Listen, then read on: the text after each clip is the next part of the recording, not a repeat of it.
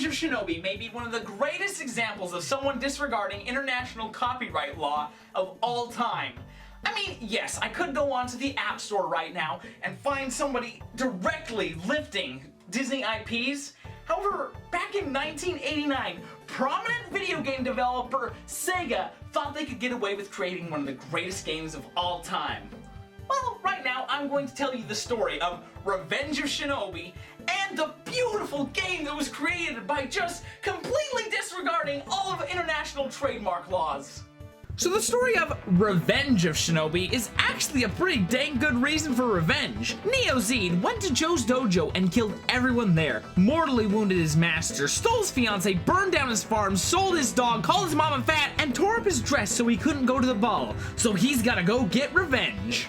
So now I'm walking from left to right, throwing kunai at whatever opposes me, and the most common enemy are these white ninja. And my favorite thing about this game is that almost everything you kill explodes! You fight some samurai and dogs, boom! This game also has another thing that makes it absolutely a blast to play. Items. They have all sorts of fun rewards in these crates. More kunai, more health, pow blocks that do 3 times more damage until you get hit again, lives, and even ninjutsu. Heck, they even have plastic explosives that explode if Joe gets too close and hurt him. So you get to this dojo looking building and make your way into the underground passage with some punji spikes. And finally you get to fight a giant awesome samurai dude with a claymore sized katana. You can either get him to swing his sword and then try to land a hit on his face, or you can simply somersault above him and throw 8 kunai down on him like an awesome ninja dude. And then finally finish him off with a ninjutsu. But the ninjutsu is one of the coolest things about Revenge of Shinobi. Each life you get one ninjutsu, and you also get to choose what it is. There's this fire that clears the screen and does damage to the bosses. There's lightning that acts as a shield and blocks incoming hits. There's also this one that makes you jump super high, and there's this one that heals you, kills everyone on the screen, and allows you to use another jutsu. That's because you blow yourself up and it costs a life to use. So after the samurai, we get to go to this waterfall stage that's kind of painful to the eyes, and I think YouTube will probably have a hard time processing. But this allows for some awesome moments. It also has Bat Ninja. I don't know why, but that's pretty freaking sweet. But I'm more concerned about the awesome moment near the end of the stage. So we're at a waterfall, then some logs flow over the cliff, and Joe gets to jump across from log to log to get to the next stage. How cool is that? After that, we get to go to another super neat stage called Chinatown, or at least that's the name of the song here. Oh, can I just take another moment to talk about how cool the music from the game is? Seriously, I love the soundtrack. It just sounds so ninja. It was written by Yuzo Koshihiro, and the same guy who wrote the Streets of Rage soundtrack. And can I just say that those are 2 of the most dynamic and fun to listen soundtracks from the Genesis? Another thing I really like about Yuzo is almost every single picture of him on the internet, he's striking a really smug pose as if to say, yeah, I can write some of the best Genesis music. You want to fight about it? Anyway, Chinatown, super cool level, because there are 2 ways to complete it. You can either fight on the ground floor against all the ninjas, nuns, and Bruce Lees, or you can hop up to the rooftops avoiding all of that, but you risk getting knocked off to the streets below. And after that, you get to fight a ninja and a rave. He blends in with the background, but that's what makes this fight so dang cool, and really shows off what the Genesis was capable of. And after that, we run into Sega's blatant theft, and you get to know what was really awesome back in the 80s. So this level is a military base where they have soldiers, German shepherds, and Rambo? Is that Green Beret John Rambo trying to kill me with a flamethrower? This game, you get to fight Rambo. That's freaking awesome! And I know it's Rambo, because in future releases of the games, they had to change it to Bald Henchman number 3. So after we kill Rambo, we get to go on a plane, and on this level, if you stand near the airlocks, you fall out of the plane, which is a pretty dang cool way to die. However, on this plane, we get one of the weirder bosses. It's a brain in a jar in a supercomputer that shoots you and itself with lasers. A pretty easy boss, but it can take a while if you don't try to get that bonus stabbing damage. After After that, we come down and land in a junkyard, and it's a pretty cool fight, fighting on these car husks, juking the Japanese soldiers, and of course, Silver Star recipient John Rambo. And then we get to a factory that's all kinds of janky. First off is its infrastructure. Why are these conveyor belts here? Is it really a good idea to have this molten lava here without guardrails for safety? What safety protocols are here to stop the smasher from hurting the workers? What does this factory even do? I don't know, and I don't have to worry about it because our next boss is that who I think it is? Arnie? Arnold Schwarzenegger? Why are you throwing cars at Joe? And for those of you who don't think this is actually the governor of California, portrayed as the 1985 movie Terminator, once you beat him, they make sure that their blatant theft does not go unnoticed. This is the T-Series 800 Model 101 Terminator. Next is another building that makes for a great level, but doesn't look like it has practicality outside of that. I mean, it looks like a nice, lush, fancy office building, but there aren't any computers or desks anywhere. When a ninja isn't looking for revenge for his clan, what's this building's business as usual? It looks like a super nice office, but I don't really see that happen with security lasers filling the room. Nor, did you get that email that I sent you? Yeah.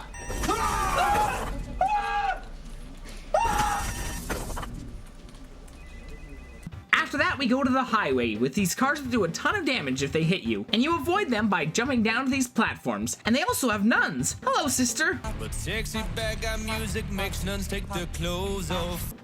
So, this is a fun level that requires a lot of skill, and the boss battle after it is kinda cool. Here's a truck. You shoot 3 buttons while avoiding electrical charges and fireballs, and when you blow it up, you can walk in front of it and it looks like you're going super fast. And then you get to go to this super cool Chinatown level with neon signs that say, "Don't stop Neo Z." Oh, okay. This is a pretty neat stage, and they add in 2 more enemies. These guys who spin their whips around, and some dancer chicks. They're a pretty unique enemy, and they try to hurt Joe with their dancing techniques. Now, most enemies take 1 to 3 kunai to kill, but these girls take 8. And unlike every other foe, after being defeated, they don't explode. And you wanna know the weirdest part? Okay, when I was younger, I thought they just fell over hurt and they couldn't continue. Apparently, what happens is the bodice of their chi pao comes undone, and she falls down and grabs her chest to stop anything from escaping. Joe, you deviant, what would Naoko say? After that is another cool gimmicky level. So Joe hops onto a subway, and I mean hops onto a subway. I mean, it would be a pretty boring level just sitting on the car, waiting until you get to your next connection to get to your destination, but this level is pretty cool and hard. You start on top of the train, and periodically ceiling beams come flying towards you, and you need to jump over them or duck under them, until eventually you get outside and need to fight a bunch of ninjas and Rambo. Seriously, this demonstrates how cool video games are. Never in your life will you be able to fight on top of a speeding subway cart while fighting Rambo! However, after this stage comes the most obvious theft of intellectual property. Spider-Man? Spider-Man? What are you? No, hey, no, don't do that, Spider-Man! Don't wake me up, Spider-Man! Yeah! Take that, Spidey!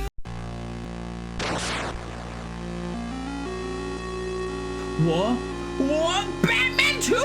Why Batman? Oh, go! Yeah, die! Die, Batman! Do you want to know the excuse that they tried to get away with? Oh, this isn't Batman and Spider-Man, it's Devilman! Well, I'm guessing that Devilman in his free time really enjoys reading comic books. I find it odd that he transforms into a Marvel superhero and a DC hero. You wanna know the even stranger thing yet? In later releases, he was replaced with Man-Bat, but Spider-Man was actually licensed. This is the real Spider-Man. Spider-Man 1990, Marvel Entertainment Group Incorporated. All rights reserved. So that means that either A, Spider-Man is working for a criminal organization that murders and kidnaps, or B, Joe is a villain. Either way, I want to read that comic, or at the very least have it be a central theme of the next film. And hey, Marvel doesn't even need to ask Sega for permission to use Joe, because that's how copyright works, apparently. After this, we get to go to a harbor level, and the first thing you want to do on this level is activate your jump jitsu, because this is a really hard level and has some nearly impossible jumps, and it helps. A little. This level is pretty nonsensical because of the enemy placement. It has you on a bunch of pretty small platforms, and usually results with you getting dunked into the water in one hit. Splish splash, I was taking a bath.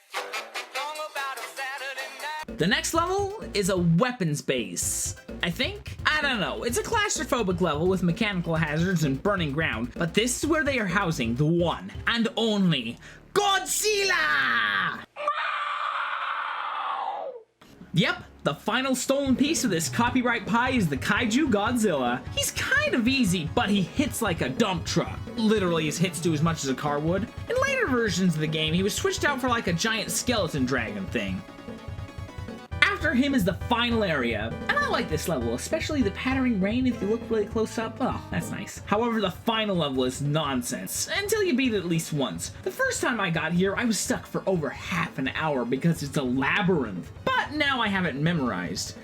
However, I died against the final boss, and I needed to use a continue, which is actually a very bad thing in this game, because up to this point you've been building up your health bar, and if you use a continue, you lose that.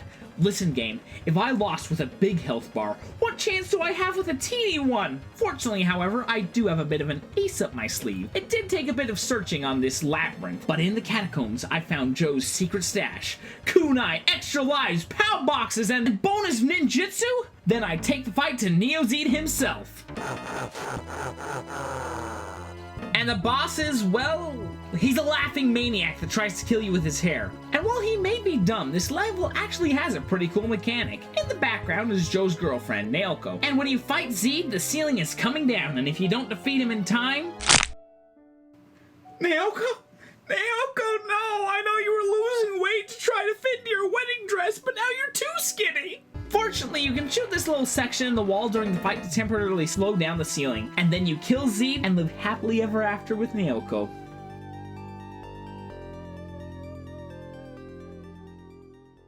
So that's Revenge of Shinobi, one of the greatest games of all time with Rambo, Terminator, Batman, Spider-Man, and several other unlicensed properties.